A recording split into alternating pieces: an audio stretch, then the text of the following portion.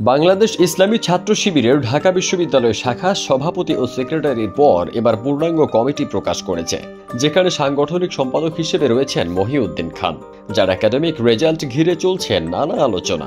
250-টিরও বেশি design option নিয়ে Walton smart fridge, বোঝে আপনার প্রয়োজন। শিবিরের এই নেতাকে নিয়ে কথা বলেছেন বৈষম্য বিরোধী আন্দোলনে পুলিশের হাত থেকে আন্দোলনকারী ছাত্রদের বাঁচাতে গিয়ে পুলিশের হামলার শিকার হওয়া ঢাকা বিশ্ববিদ্যালয়ের লোক প্রশাসন বিভাগের প্রভাষক শেহরিন আমিন মোনামিও। বুধবার সামাজিক যোগাযোগ মাধ্যমে ফেসবুকে দেওয়া একটি পোস্টের কমেন্টে তিনি এ মন্তব্য করেন।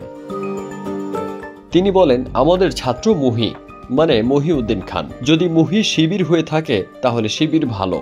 তার এই কমেন্টের পর থেকে নতুন করে আলোচনা শুরু হয়। অনেকেই পোস্ট দিতে থাকেন, যদিও বিষয়টি ব্যাখ্যা করে একটি পোস্ট দিয়েছেন ঢাবি প্রভাষক শেহরিন আমিন মোনামি। তিনি লেখেন, সম্প্রতি আমার একটা বক্তব্য নিয়ে ভিন্নভাবে উপস্থাপন করা হয়েছে বলে আমি আমার দিক থেকে বিষয়টা ব্যাখ্যা করার তাগিদ অনুভব করছি।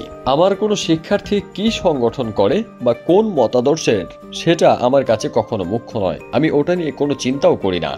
ব্যক্তিগতভাবে আমি নিজেও কোনো রাজনৈতিক দল বা সংগঠনের সঙ্গে জড়িত নই।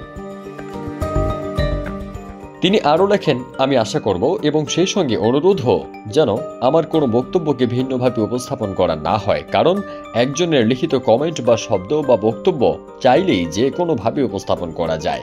আমি চাইব আমাকে যারা জানেন চেনেন তারা যেন বিভ্রান্ত না হন।